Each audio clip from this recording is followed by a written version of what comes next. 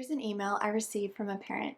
Dear Adrienne, I'm scared that exposing my child to multiple languages in our house is causing him to be late with talking.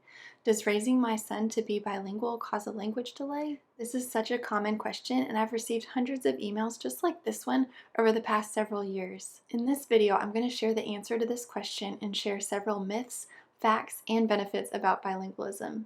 Buckle up, we're going in depth in this video. But first, hey, I'm Adrienne from learnwithadrienne.com, and you want to help your child communicate clearly, listen well, and gain life skills for their future. As a speech-language pathologist and a mama, I know that communication connects us, and you and I both want our kids to connect with us and with others through talking. So let's get started. If you haven't already downloaded this free resource guide bundle on my website, you'll receive How Kids Learn to Talk Speech Therapy Strategy Icons, the 12 to 36 month number of words children should say, the blueprint for boosting language skills, communication milestone checklist from birth to 5 years old, and steps to take if your child is behind on milestones. These are all free on my website, my gift to you. I'll put the link in the description of this video so you can go straight to it and download it. And if you're ever looking for more guidance to help your child learn to talk, you're always invited to check out my online class where I teach the exact steps that I use in my speech therapy sessions to get children from saying very few words to talking in sentences and having conversations with you. That's all on my website at learnwithadrienne.com. In this video, I'll be highlighting and quoting from an amazing article written by Lauren Lowry, a speech-language pathologist. Her article on Hanen.org is called Bilingualism in Young Children, Separating Fact from Fiction. I'll provide the link to the entire article in the description of this video so you can read the whole thing. I'm going to be walking us through Lauren's article, and I'll mostly be reading directly from her article because it's so well written, and I want to make sure to give you the most accurate information directly from the source. Okay, so to begin, bilingual refers to someone who speaks two languages, and monolingual refers to someone who speaks one language. So here's what we know about bilingualism. Our world is becoming increasingly multilingual. Consider some of the following statistics. In the United States, 21% of elementary and high school children speak a language other than English at home. This number is projected to continue increasing. And worldwide, it's estimated that there are as many bilingual children as there are monolingual children. So what are the benefits of bilingualism? Bilingual children are better able to focus their attention on relevant information and ignore distractions. Like that bird that's singing out the window that I can hear. That's distracting. Bilingual individuals have been shown to be more creative and better at planning and solving complex problems than monolinguals. This one's interesting to me. The effects of aging on the brain are diminished among bilingual adults. In one study, the onset of dementia was delayed by 4 years in bilinguals compared to monolinguals with dementia. In Canada, for example, employment rates are higher for French and English bilinguals than monolinguals. Canadians who speak both official languages have a median income nearly 10% higher than that of those who speak English only, and 40% higher than that of those who speak French only. So how do children learn more than one language? Bilingual acquisition can take place in one of two ways: simultaneous acquisition or sequential acquisition. Simultaneous acquisition occurs when a child is raised bilingually from birth, or when the second language is introduced before the age of 3. Children learning two languages simultaneously go through the same developmental stages as children learning one language. While bilingual children may start talking slightly later than monolingual children, they still begin talking within the normal range. From the very beginning of language learning, simultaneous bilinguals seem to acquire two separate languages. Early on, they're able to differentiate their two languages and have been shown to switch languages according to their conversation partner. For example, they speak French to a French-speaking parent and then switch to speak English with an English-speaking parent. The second way that bilinguals acquire language is sequential acquisition, and this occurs when a second language is introduced after the first language is well established, generally after the age of 3. Children may experience sequential acquisition if they immigrate to a country where a different language is spoken. Sequential learning may also occur if the child exclusively speaks his heritage language at home until he begins school, where at school the instruction is offered in a different language. So if sequential language acquisition is the route that you're going, here are some things that you may expect your child to experience. And this is where you might start to get worried if it's your child and you're like, oh no, they're being silent. Here's some things that are common and generally experienced by children who learn languages one after the other. Initially, he may use his home language for a brief period of time. He may go through what's called a silent or nonverbal period when he's first exposed to that second language. This can last from a few weeks to several months and is most likely a time when your child's building his understanding of the language. Younger children usually remain in this silent phase longer than older children. Children may rely on using more gestures in this period and may use very few words in the second language at first. He may use one-word labels or memorize phrases such as, "I don't know," or "What's this?" These sentences are not constructed from the child's own vocabulary or knowledge of the language. Rather, they're phrases he's heard and memorized. Eventually, he'll begin to produce his own sentences. These sentences are not entirely memorized, and they incorporate some of the child's newly learned vocabulary. Your child may use a formula at first when constructing sentences and insert his own word into a common phrase, such as, "I want blank," or "I do blank." Eventually, your child will become more and more fluent, but will continue to probably make grammatical mistakes or produce sentences that sound abbreviated because he's missing some of the grammatical rules. For example, "I know want eat apple," instead of "I don't want to eat an apple." Some of the mistakes a child makes at this stage are due to the influence of his first language, but not to worry, many of the mistakes are the same types of mistakes that monolingual children make when they first learn that language too. Alright, now I'm going to share 6 myths about bilingualism that a lot of people believe. First myth is that bilingualism causes language delay, and this is false. While a bilingual child's vocabulary in each individual language may be smaller than average, his total vocabulary from both languages combined will be at least the same size as a monolingual child. Bilingual children may say their first words slightly later than monolingual children, but they're still within the normal age range. And if you have questions about what the normal age range is and how many words, that can all be found in the free printable that I mentioned at the beginning of this video that you can download on my website. And when bilingual children start to produce short sentences, they develop grammar along the same patterns and timelines as children learning one language. So, bottom line is bilingualism itself does not cause language delay.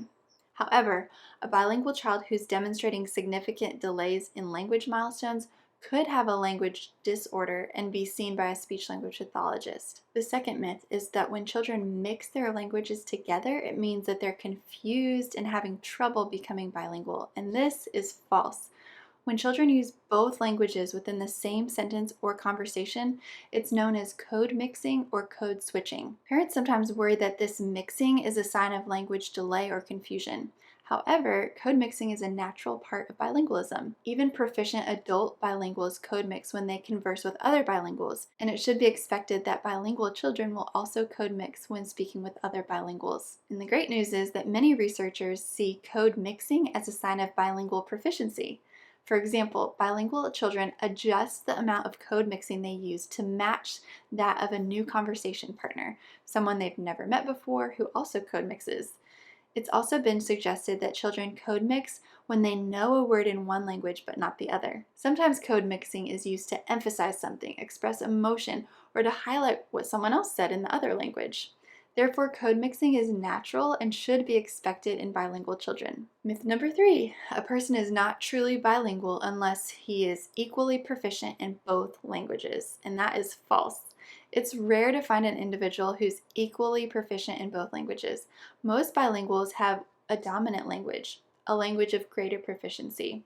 The dominant language is often influenced by the majority language of the society in which the individual lives. Someone's dominant language can change with age, circumstance, education, social network, employment, and many other factors. So a person can be truly bilingual even if they're not equally proficient in both languages. All right, we've got 3 more myths. This is myth number 4. An individual must learn a second language as a young child in order to become bilingual. And this is false. There is a critical period theory that suggests that there's a window of time in early childhood during which a second language is most easily learned. This theory has led many people to believe that it's better to learn a second language as a young child. Young children have been found to achieve better native-like pronunciation than older children or adult second language learners, and they seem to achieve better long-term grammatical skills than other learners. But other findings have questioned this idea of critical period. For example, older children, like in middle elementary school, have been shown to have advantages when learning academic English. So academic language refers to the specialized vocabulary, grammar, and conversational ability needed to understand and learn in school. This is likely easier for older children because they learn their second language with more advanced cognitive skills than younger children and with more experience with schooling and literacy. And older children and adults seem to have an advantage when initially learning vocabulary and grammar. So the bottom line is that while younger children seem to become more native-like in the long term, older children may pick up vocabulary, grammar, and academic language more easily in the initial stages of language learning. Myth number 5, parents should use the one parent, one language approach when exposing their child to 2 languages. This is false. Parents may choose to use the one parent, one language approach where each parent speaks a different language to the child. While this is one option for raising a bilingual child, there's no evidence to suggest that it's the only way or the best way to raise a child bilingually, or that it reduces code mixing even. So parents shouldn't worry if they both speak their native language to the child or if they mix languages with their child, as it's been recognized that children will mix their languages regardless of the parent's approach. Many different approaches can lead to bilingualism, so you as a parent should speak to your child in a way that's comfortable and natural to you. Myth number 6, if you want your child to speak the majority language of the people that you're surrounded with in your town or country or your culture, the myth is that you should stop speaking your home language with your child, so your native language. They think that you should stop doing that. And this is false. Some parents attempt to speak the majority language to their child because they want their child to learn that language, even if the parent themselves they're not fluent in the majority language. This can mean that conversations and interactions do not feel natural or comfortable between the parent and child. There's no evidence that frequent use of the second language in the home is essential for a child to learn a second language. Plus, without knowledge of a family's home language, a child can become isolated from family members who only speak the home language. Research shows that children who have a strong foundation in their home language more easily learn a second language. And children are actually at a great risk of losing their home language if it's not supported continually at home. Now that we've discussed the benefits of bilingualism and myths that are false about bilingualism, there are many ways to support your child's bilingualism. First, do what feels comfortable for you and your family. Don't try to speak a language with your child if you're not comfortable or fluent in that language. Please don't worry if your child mixes 2 languages together. This is a normal part of becoming bilingual. Provide your child with many opportunities to hear, speak, play, and interact in your home language. And if you do think your child has a language delay because they're not meeting the milestones for talking and word count and language development, please consult a speech-language pathologist for advice regarding the best ways to help your child learn more than one language. I share exactly how to locate a speech-language pathologist in your community in the free printable. There's a whole page on exactly who to call, what to say on the phone, and how to set up your first appointment so that you can get the support that you need. And then also, I recommend that you zoom out and think about your long-term goals for your child. Do you want your child at age 25 to be able to speak both languages proficiently? That's a great goal to have. Kind of work backwards from that goal. Then also zoom out throughout the year and think about, will your family be in town for the holidays? And you want to make sure your child knows lots of vocabulary and songs in your family's home language so that they can connect with relatives. And for the parents who email me with questions, concerns, fears, worries about raising their child to become bilingual, I want you to step back and think, if you're bilingual yourself, what worked best for you growing up? Was it stressful for you to learn one language at home and then wait and learn a language at school? Then maybe consider the simultaneous language acquisition.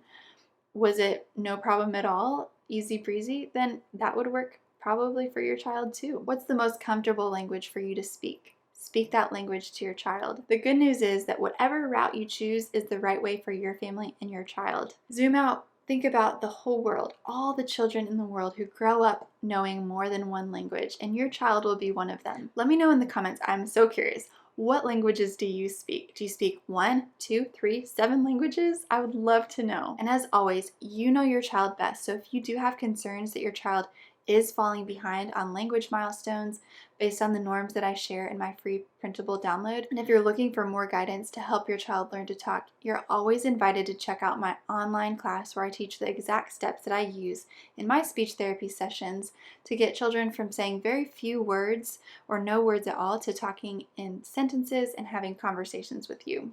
And if you're brand new to my YouTube channel, I share lots of videos like this and others where I teach exactly how I read books to toddlers or young children to teach them new vocabulary, as well as speech therapy strategies that I use with my own son to help him learn new words and learn how to communicate back and forth, how to increase eye contact, attention span, cognition, so many things. Look around on my YouTube channel and you should find something that will help you connect with your child on a deeper level. What we learn changes what we do, and you just learned something new. You can do this. Thanks for subscribing. Remember to grab my free download at the link in the description, and I'll see you in the next video.